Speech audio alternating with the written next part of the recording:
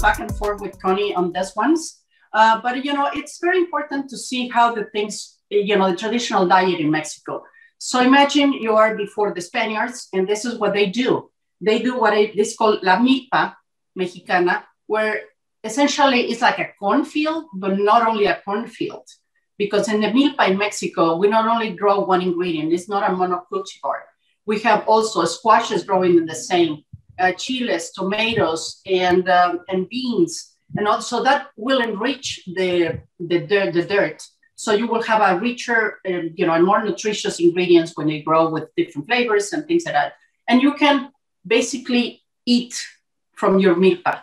So you have a full diet right there, because once you mix two very important things in the Mexican diet, which is the corn, you know, processed corn, as I mentioned with you, processed in the nixtamalización way, that chemical reaction that develops niacin and calcium and other things, and you mix it with beans, then you have a full diet right there.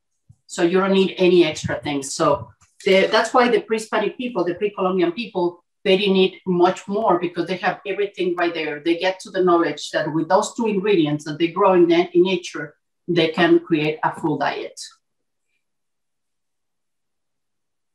Connie, something that you want to share on the meal prep side?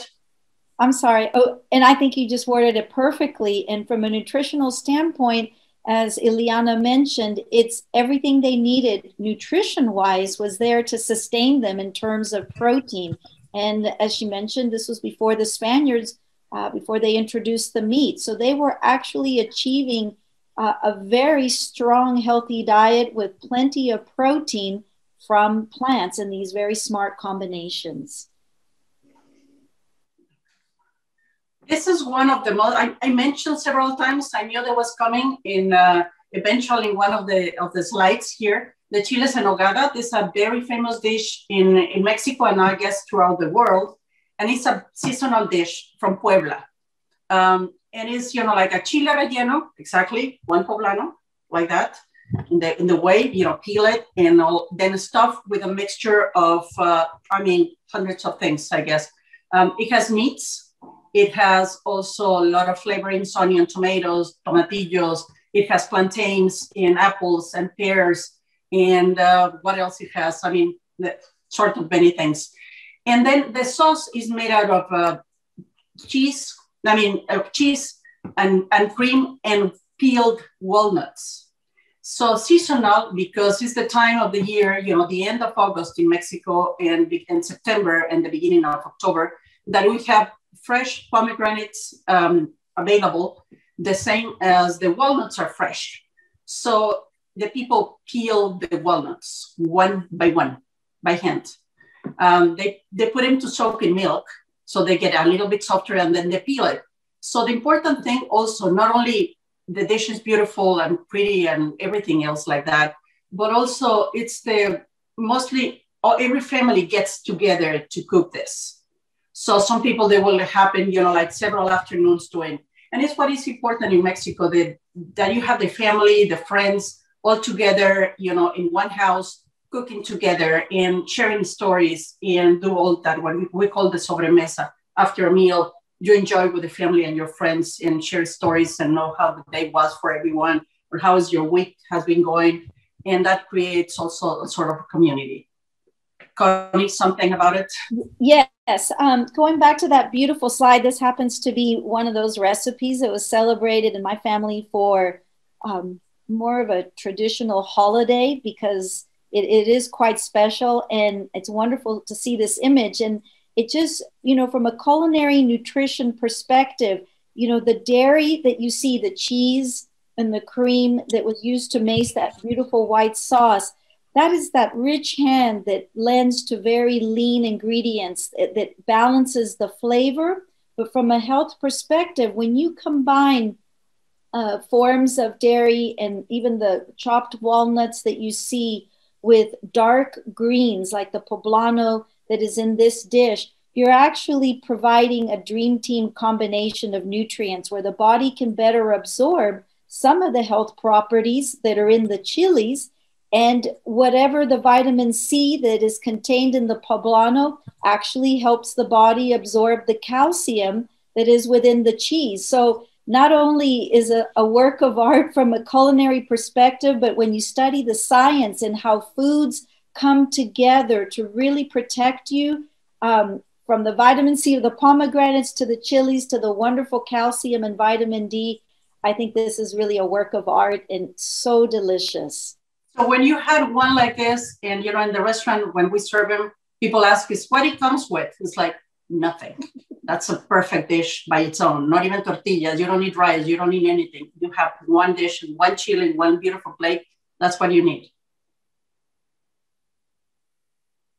Okay, going back a little bit about the corn. So quesadillas. For the quesadillas, I will use like a Gouda or a Mexican cheese like Oaxaca cheese or one of the jacks or one like melting cheese. You want a melting cheese for this one.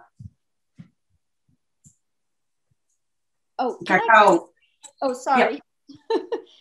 It's always tricky on Zoom. Iliana and I are so used to having conversation in our presentations, but that just looks amazing, quesadillas. But, you know, research has just come out, really fascinating research that dairy and particularly fermented cheeses can really have beneficial changes in the microbiome of the gut. What does this mean? It means that you're really improving the population of the gut bacteria. And when you change this environment in the gut from the microflora, you're actually reducing risk factors that are related to inflammation in the body, heart disease, diabetes, possibly even obesity. And that's really exciting new research where dairy, fermented cheese can actually change the environment within your gut. Just had to add that little bit of science there to this beautiful dish. Great.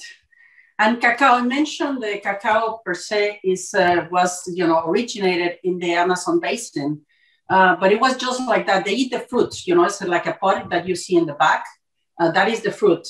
And it's full of, you know, like a white flesh, almost like cotton-like. And then they have the seeds. So the seeds are what we call cacao, actually. But they come like that. So the people in Brazil and that area, they used to spit them out because they didn't know what to do with them. So when it reaches this fruit, reaches, you know, the peninsula of Yucatan, they began to ferment the cocoa beans. And then that's how they began to create the chocolate. I mean, as we know now, it's just a drink that it was, you know, frothy with something like this to make the chocolate. And that's how you get, you know, the chocolate drink. But that's the basic. Of course, they didn't have sugars in those days. So it was more like a savory dish, savory beverage than actually a sweet drink as we know now the chocolate is. If you try the cocoa bean like directly like that, it's kind of bitter. So be careful. Sometimes when you eat a cocoa, you know, in a spoon or something, and it's really bitter. So be careful with that. Connie, is your... Well, speaking of bitter, you know, in nutrition, bitter is healthy. It tends to be.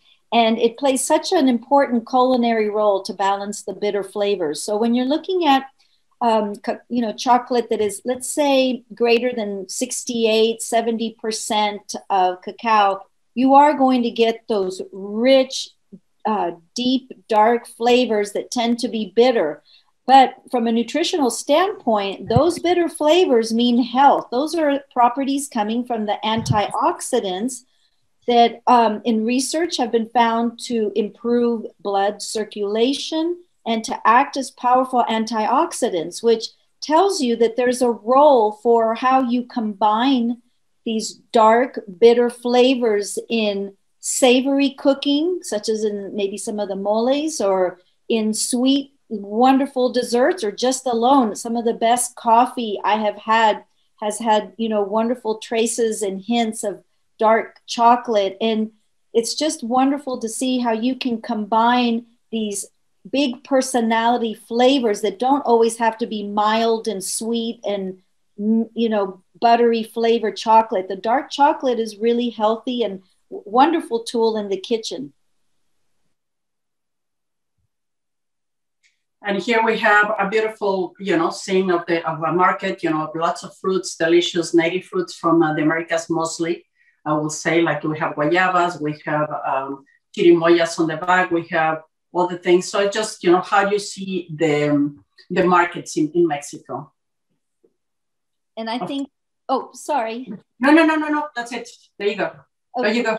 Just looking at this beautiful image, I can only see how it inspired so many artists with those vibrant colors. And from a nutritional standpoint, if you can remember, the more colorful variety of ingredients that you have, the more protective health benefits. And what's really amazing is how you can combine them and how they come alive, as you see in the next slide, with what we call power pairings or dream team combinations of foods that you actually can exert more health benefits by how traditionally they naturally combine these foods together.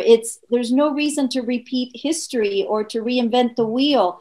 It's really following the inspiration. For example, combining lean meats with a wonderful salsa that is rich in vitamin C helps to the body to absorb the iron. It's more bioactive, but it just aids that combination. It's a synergistic effect. When we saw the greens and that poblano pepper that had the wonderful walnuts and the cream cheese and the pomegranate sprinkled above, that's a wonderful way to absorb the antioxidants that were in the greens that otherwise, if you ate the poblano all alone, you wouldn't have the benefit of that power pairing. And we talked about the beans and the corn combined with vitamin C as an excellent way to absorb iron and protein, and the dairy with the vitamin C for calcium absorption. So it's interesting when you look at the culinary arts that you have the wisdom of enjoying these flavor combinations, the traditional diets and the traditional recipes and methods of combining these ingredients. But when you take a step back and you look at the science behind the art, it's absolutely amazing how the combinations are really to exert the most benefit in the body. And it's something that we as scientists, probably could have not figured out how to do it in such a delicious way. It's beyond a vitamin pill. And power pairings are a new way of stressing the importance of really looking at the pattern of how we study these traditional diets and not just identify one key ingredient, but really take advantage of understanding the pattern.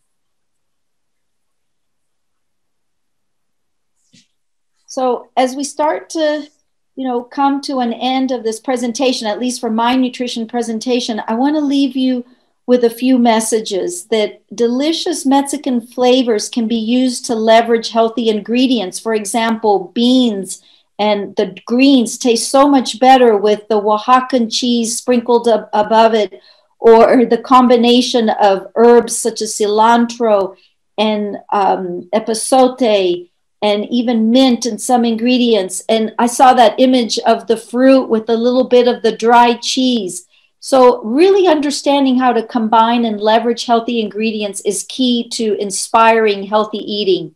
And the importance of preserving these traditional diets and ingredients, not only for the family support and for just the sheer enjoyment, but we actually have studies that have confirmed that preserving these cultures and the heritage of cooking together, eating together, and staying close to these traditional diets can really inspire cultural healthy changes to inspire more cooking at home, to enjoy the meals, but to also to live healthier.